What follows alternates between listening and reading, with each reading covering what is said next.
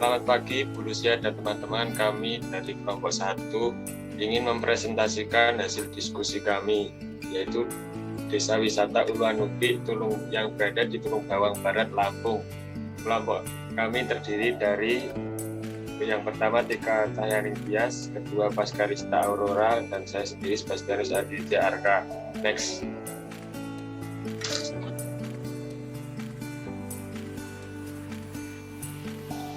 Di sini terdapat peta konsep. Yang pertama latar belakang Uluwanuki, yang kedua BMC Uluwanuki, yang ketiga bauran pemasaran, keempat kekuatan dan kelemahan, dan yang terakhir saran pengembangan.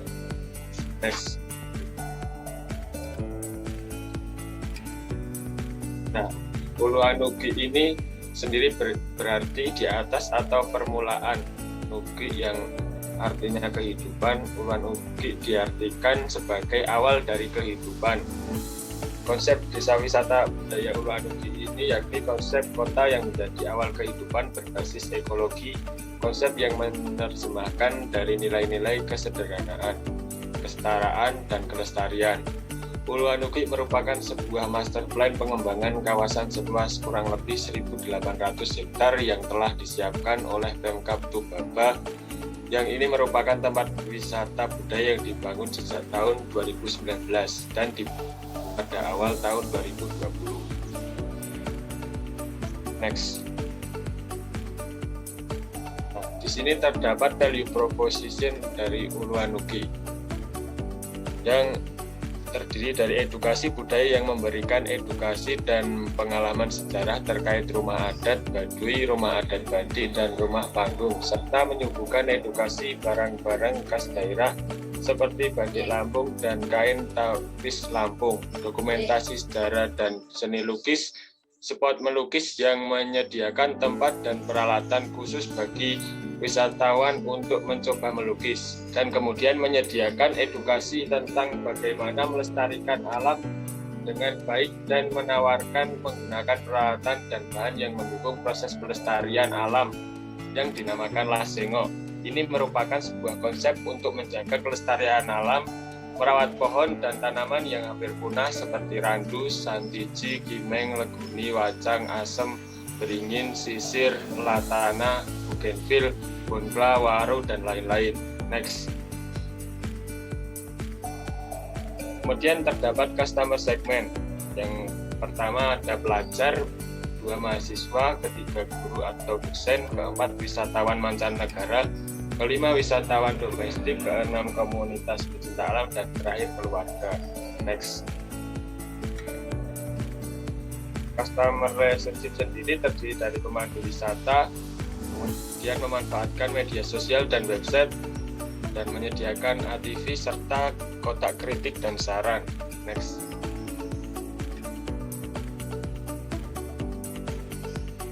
Channel sendiri terdiri dari aplikasi traveling, media sosial, website, media cetak, dan instansi pendidikan.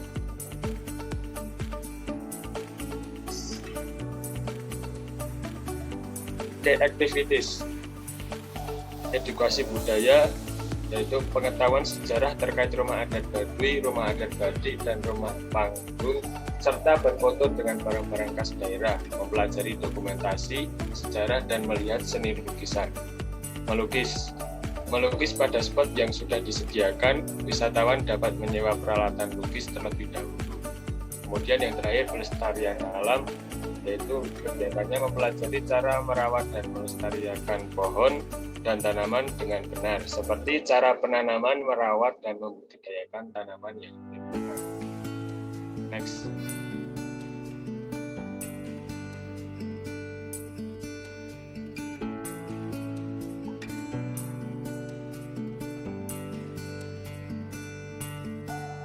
Baik, selanjutnya untuk key resource, Uluwanuki memiliki sumber daya fisik berupa bangunan, rumah-rumah adat, kemudian motor mini GP Trail ATV. Kemudian untuk intelektual, wisata Uluwanuki memiliki pemandu ilmu merawat dan melestarikan tanaman, kemudian ilmu melukis, kemudian untuk sumber daya manusia, memiliki pemandu wisata, pemandu ekowisata, pengelola tempat wisata, dan seniman. Kemudian untuk finansial, Pendapatan yang didapatkan melalui retribusi toilet dan parkir, penyewaan rumah adat, alat melukis dan ATV, kemudian paket pelestarian alam. Next.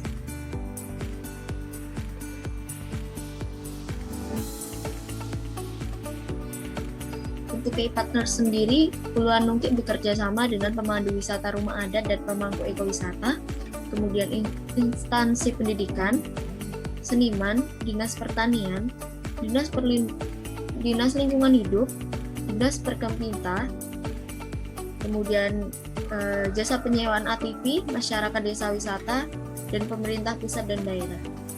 Next.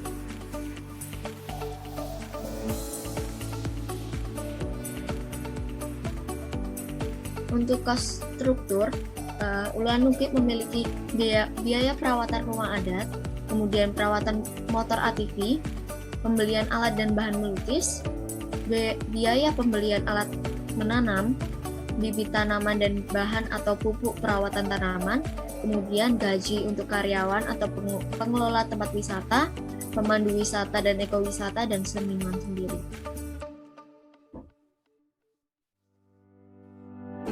Untuk revenue stream, Uluan Nungki memiliki penyewaan rumah adat, alat lukis dan ATV, kemudian untuk paket pelestarian alam, retribusi parkir dan toilet, kemudian sumbangan dari pemerintah.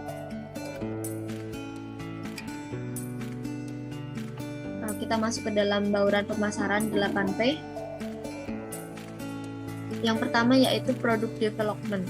Yang pertama, produk yang ditawarkan oleh Desa Wisata Uluan Nungki adalah wisata yang budaya yang memberikan edukasi dan pengalaman sejarah.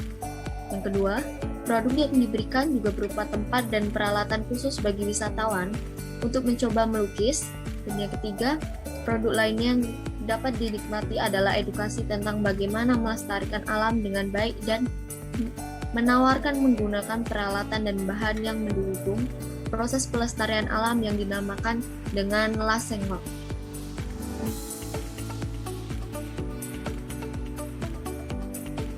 Untuk price sendiri, tiket masuk tidak dipungut biaya. Kemudian untuk harga di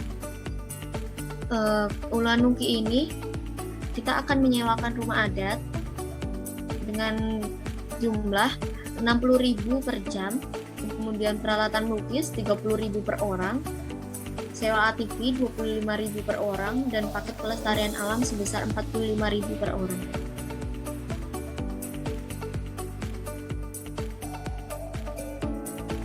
Baik, selanjutnya mengenai place, yaitu yang pertama Uluan Nungki menggunakan influencer marketing atau dilakukan komunikasi yang dilakukan dengan pelanggan melalui influencer atau seperti selebgram, seleb TikTok, dan lain-lain melalui media Instagram dan media TikTok.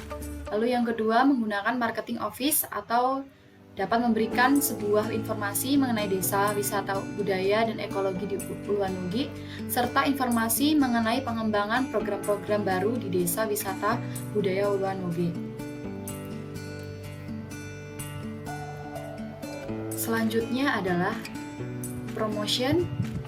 Yang pertama, Uluan Nungki menggunakan sosial media atau Instagram yang rutin digunakan untuk mengupload foto, video, atau berbagai konten yang menarik mengenai desa wisata Uluan Nungki sendiri.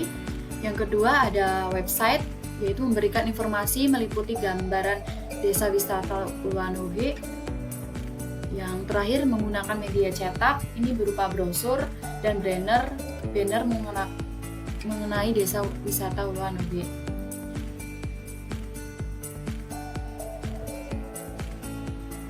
Selanjutnya adalah people, yaitu sumber daya manusia yang memiliki peran yang sangat penting dan pembangunan dan pengembangan desa wisata Uluan Nungki.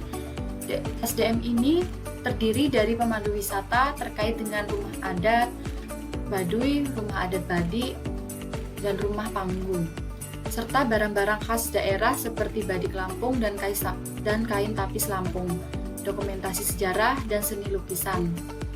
Dan tidak terlepas juga dari dukungan pemerintah pusat dan daerah juga, lalu kegiatan yang dilakukan untuk melestarikan alam dengan baik didukung oleh didukung dengan penuh oleh Dinas Lingkungan Hidup, Dinas Perkimta, dan Dinas Kominfo, dan Dinas Pemuda Olahraga Kabupaten Tulang Bawang Barat, serta dukungan dari warga sekitar wisata dalam pembangunan dan pengembangan desa wisata Uluwanoge.